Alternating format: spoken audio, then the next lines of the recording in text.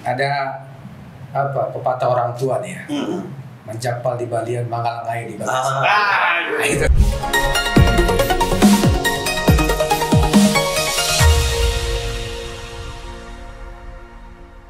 Assalamualaikum warahmatullahi wabarakatuh. Bincang tipis-tipis kembali menjumpai Anda bersama saya Erman Tale Daulay di channel Tale Tries Info. Di channel ini berbagai isu terkini yang menjadi perhatian publik dan narasumber yang kita hadirkan untuk membahas isu tersebut akan kita iris-iris menjadi tipis-tipis. Pada kesempatan kali ini tidak seperti biasanya kita menghadirkan trio narasumber, mereka yang kompeten di bidangnya. Ada Bang Ismer Harahap, orang yang kita tahu yang memahami isi perut birokrasi.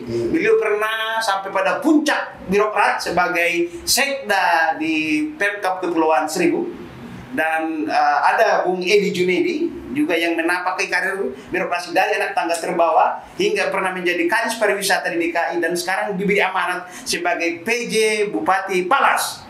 Dan narasumber kita juga yang tidak kalah hebat, Bung Dr. Kiman Siregar, anak desa yang sudah menjelajahi Nusantara dari desa Pasar Matanggor dan sekarang menjadi pucuk pimpinan Parsadaan Siregar Boru Dohot Bere. Wah, ini semua tokoh-tokoh paguyuban etnik daerah ini semua ini yang di studio ini. Bung Ismer ini adalah tokoh dari Ikatan Keluarga Marsi Seralian Halongonan. Beliau dari desa Bargot Tobong yang berbicara di panggung ibu kota.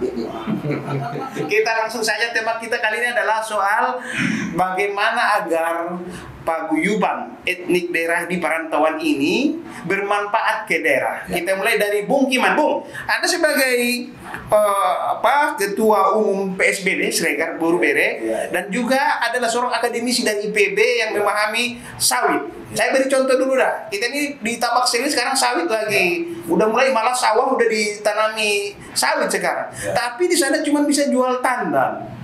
Emang sih itu aja yang bisa dilakukan? Masih ada nggak yang bisa dikembangkan? Silakan terus tips-tips dulu, Bung. Ya, yang pertama terima kasih dulu nih ya, Pak saya Herman Tahu dari Bincang Tipis-Tipis. Saya sebagai ketua PSBB ya, memang harusnya kita bisa berperan di luar sekedar rutinitas para datang gitu ya. Terkait dengan pertanyaan tadi, saya kebetulan juga masuk toko sawit nasional dan menurut saya hal yang bisa dilakukan untuk mensejahterakan petani sawit itu bagaimana caranya atau paradigma kita itu kita geser. Petani itu jangan lagi sekedar menjual TBS.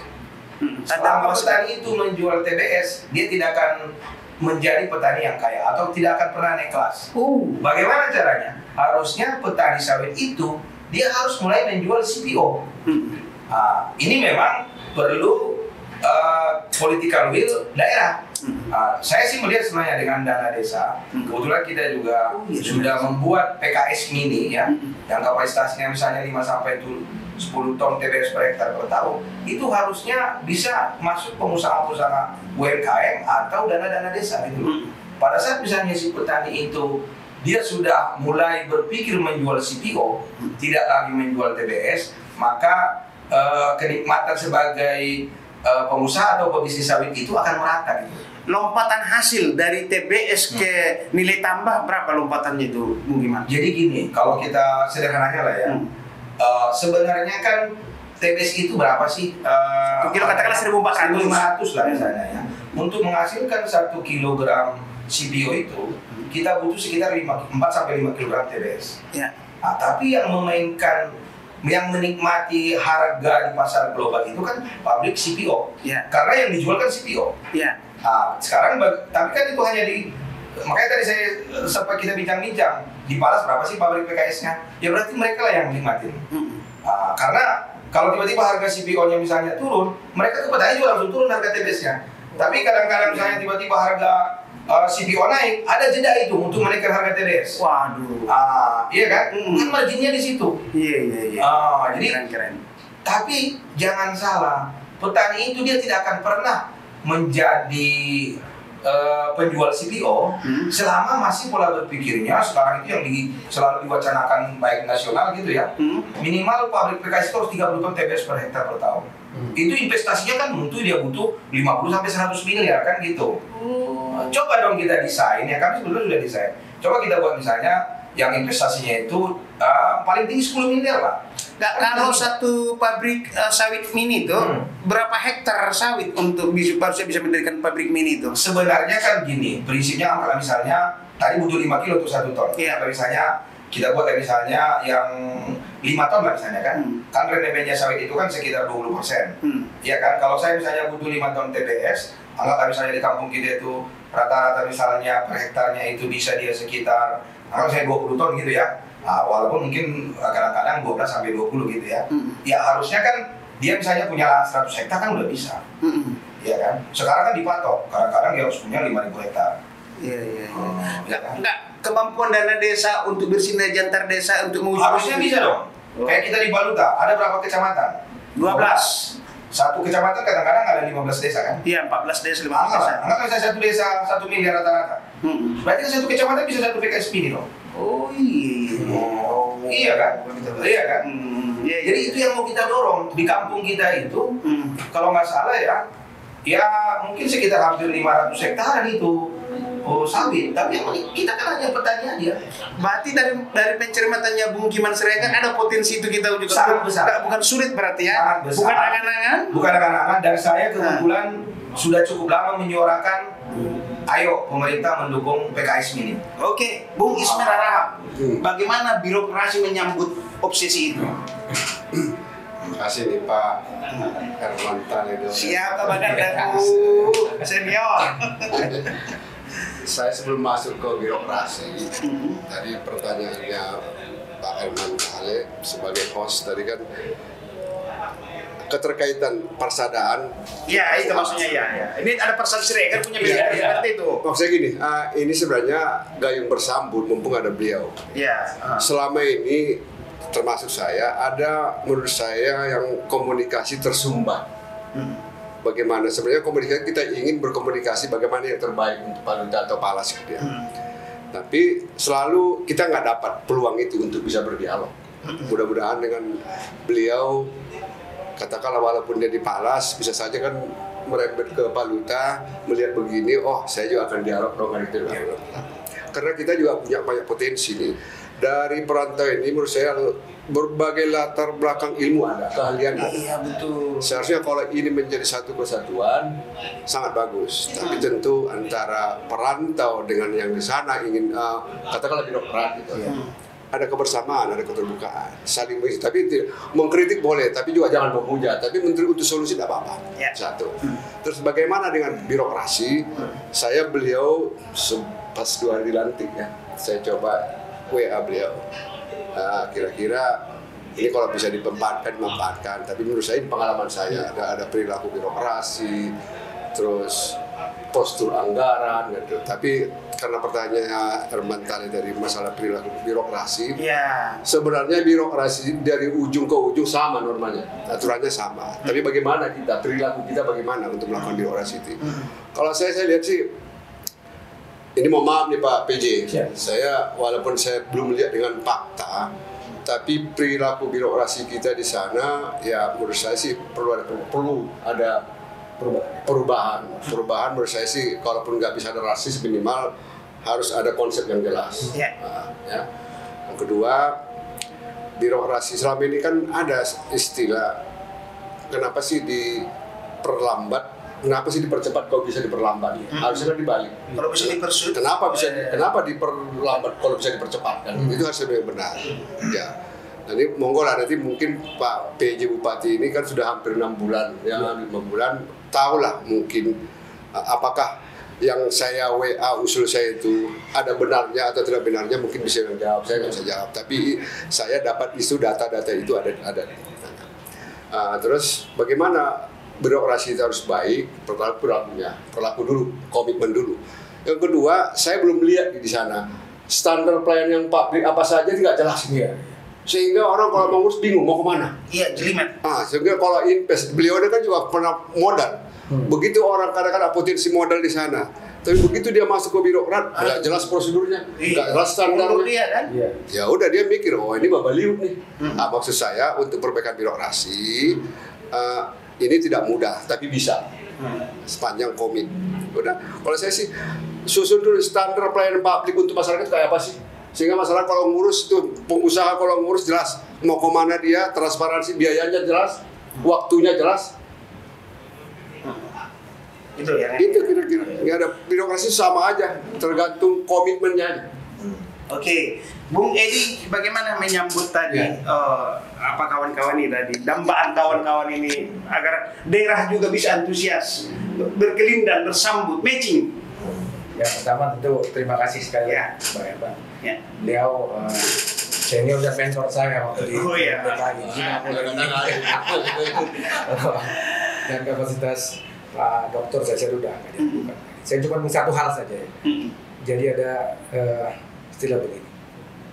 Mungkin biaya terbesar untuk sebuah birokrasi itu kan dari biaya konsultan. Iya. Oh. Biaya konsultan. Kita menyelesaikan masalah, tapi ada satu hal yang dilupakan mungkin banyak daerah. Gitu ya.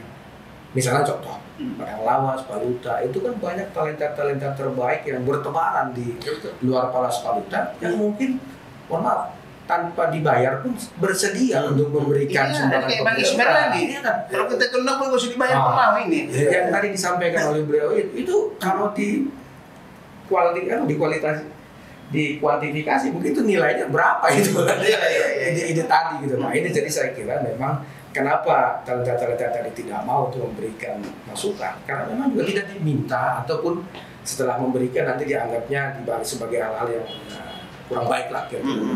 Jadi saya ingin tadi sampaikan oleh Pak Ismer dari sisi ruang fiskal saja misalnya. Kalau misalnya Padang Lawas itu APBD 1 triliun, pendapatan asli daerahnya hanya 5%. Oh, ya 50 miliar. Bisa dibayangkan ruang fiskal yang terbatas ini mau buat apa? Jadi kalau tidak ada dana transfer dari pusat, nggak mungkin. Jadi perlu ada terobosan tadi dengan potensi yang dimiliki tadi, tentu ada sumbangan pemikiran dari talenta-talenta terbaik kita yang Jadi dengan adanya persadaran tadi itu hal yang positif dan itu ada suatu keterpanggilan gitu. Nah, dan saya mau sedikit data mungkin tentang IPM di Padang Lawas saya sampaikan bagaimana pertumbuhan ekonomi yang nomor 2 tertinggi di Sumatera Utara tapi IPM-nya nomor 6 terendah di Sumatera Utara kan itu berarti ada mismanagement kan di situ kan. Jadi begitu mereka masuk ke kelas 10 itu sudah tidak lagi bersekolah di tempat asal. Nah, ini kan berarti kan talenta terbaiknya itu ada di luar. Bagaimana memanggil pulang dalam hal pemikiran itu yang paling tidak walaupun bisa ke Jakarta kan ya. Betul. Bung Kiman. Siap. Setidaknya Anda bertanggung jawab kepada Siregar yang ada di Palu seperti Paluta dulu.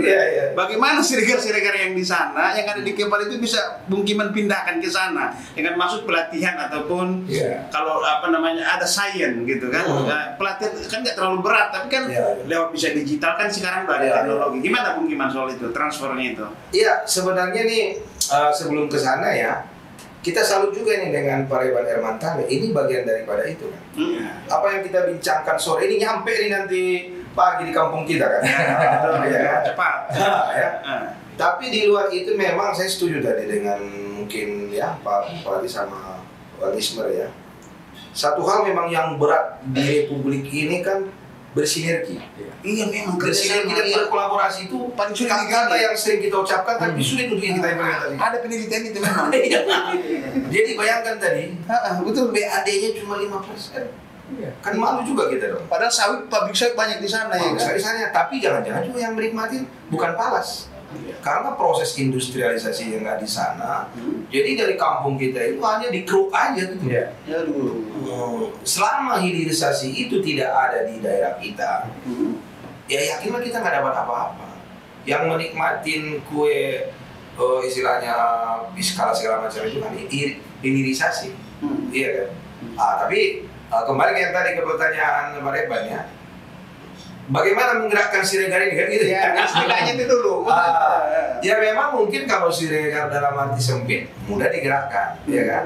Tapi kalau dalam arti luas, kalau kita udah berbicara misalnya tentang pembangunan segala macam, kan selalu yang muncul calon nih, kan gitu.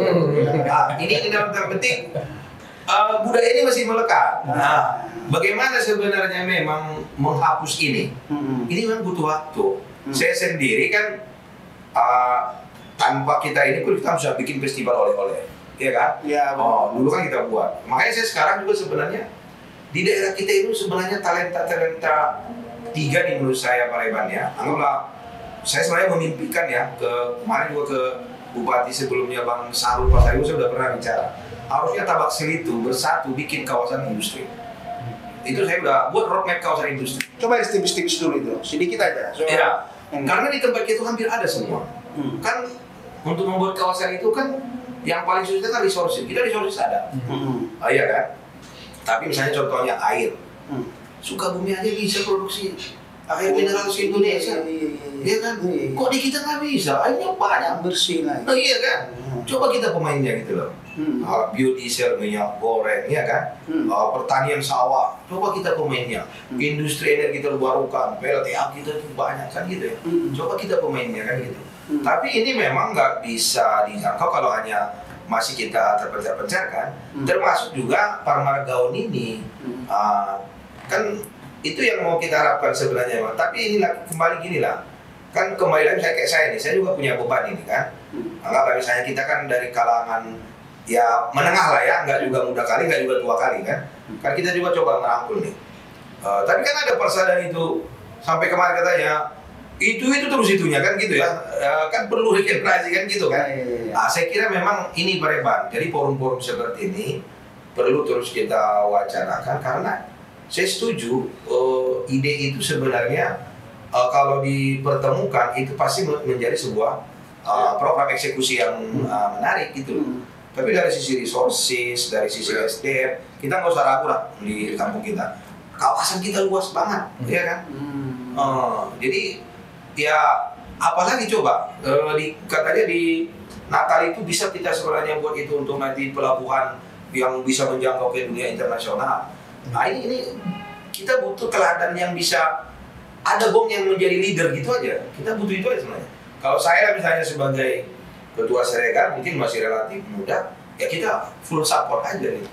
Bung Ismer, dari analisis yang disampaikan Bung Kiman ini, saya simpulkan ini, Tabak Seli ini surga bagi investor. Kalau dari penjelasan beliau tadi, surga bagi investor. Nah, investor ini peran saya cuma birokrasi, pelayanan publik. Bagaimana dia menanamkan modal sebelum jadi ubi jangan ditebang dulu dong. Ini kita belum apa-apa, uang RT, uang keamanan, uang ini, sendiri pun belum panen ubinya gitu loh ya kan, masih ini gitu loh, baru menjajaki. Nah ini birokrasi ini sedikit dulu Bang, dari Abang dulu ini. Iya. Apa kan pengalaman di Kepulauan Seribu kan, daerah tertinggal juga. Ini pengalaman dia. Enggak, pertama saya setuju sinergitas itu perlu dibangun. Iya. Sebelum saya jawab ya, sinergitas kenapa perlu dibangun? Saya selama ini yang saya lihat selalu persaudaraan perantauan ini yang eksis bagaimana kamu, tapi nggak gayung bersambung. Saya maunya ini dibalik juga. Kalau begini jangan ada rasa curiga. Kita juga ada tulus kok. Gitu. Kalau pikir saya orang perantau dari kampung dengan kadang begini saya udah syukuri, tapi saya nggak lagi cari apa-apa. Tapi kan saya orang kampung punya ras, punya artinya kalau bahasa pepatah, sejauh-jauh burung terbang itu pasti pulang ke sarangnya. Kita mesti ingat. Bersyukur dia pula ada di sini, mudah-mudahan dia nanti kalaupun sedikit ada yang ditinggalkan gitu, kesan gitu ya. Ada legasi. Kalau birokrasi saya nggak panjang lebar. Sebenarnya birokrasi saya bilang semua aturan birokrasi itu sudah diatur, Pak. Bagaimana cara melayani orang, melayani semua sudah ada aturannya, Pak. Tergantung kita. Bagaimana kita komit, bagaimana kita melayani dengan hati. Pertama melayani dengan hati dulu. Jadi sebenarnya di DKI dengan di Palas dengan Dapaluta aturan untuk birokrasi sama, tapi tergantung implementasinya bagaimana. Memang tidak mudah, jujur kalau dibandingkan DKI dengan Palas kan saya nggak mau bandingkan Pak Edi, karena kan orang juga dipaksa kerja juga harus perhatikan haknya juga, kewajibannya juga gitu loh. Tadi PAD-nya cuma 5%. Sementara kita paksa dia untuk berbuat baik, satu sisi perutnya lapar gitu loh. Itu mesti jadi perhatian juga. Artinya memang ini harus ada roadmap. Nah, roadmap birokrasi mesti ada. Dan cara PAD juga nggak mungkin. Sekali lagi, gaji pegawai PNS itu mungkin kalau saya pernah ikut studi banding, gaji PNS kita di dunia termasuk yang paling kecil. Termasuk paling kecil.